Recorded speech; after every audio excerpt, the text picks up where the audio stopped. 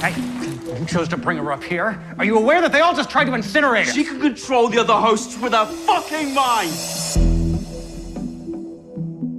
This season, Maeve has grown so very powerful. She's found a way to access the mesh network and control the other hosts. The one thing that she can't control is humans, and they have captured her. She's being tortured because they're trying to discover what it is that is allowing her to control other hosts. Within that sequence, her neck has been cut from the outside of the ear all the way down to the clavicle, exposed muscle tissue inside. Within that, they've put in a bunch of wiring, and you can imagine that they're trying to find a way to tap into her system. The prosthetics were brilliant, and it's a fascinating process. It takes a long, long time. She's in our trailer for a couple hours just to get in where her neck is filleted open, her arm is filleted open.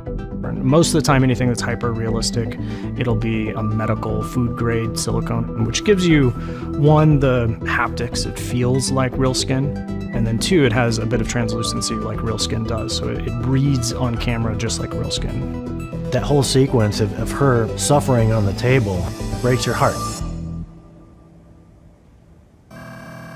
That's close enough, Bernard. She will search your mind and find a message I have left her. Ford has implanted himself in Bernard. Maeve accesses Ford's consciousness through searching Bernard's mind. Maeve is laid out, mutilated, close to death, and Ford would come almost like an apparition. What have they done to you, Maeve? It's a scene of vulnerability for Ford as well as Maeve, because he confesses, "You were always my favorite." And you realize he tried to chart a path for her escape. Even in the face of being able to go out into the real world, Maeve chose the love of her daughter over that, and that surprises Ford. I had a different story in mind for you. Stella underestimated you.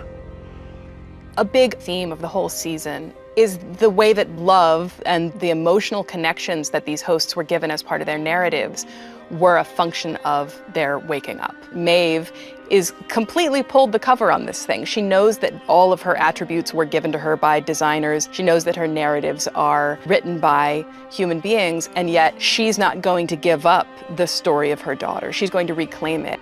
You stayed here in this world to save your child. So have I. Ford's a literal ghost at this point. Some form of him has stuck around to guarantee that the prospect of their survival and their freedom is carried out.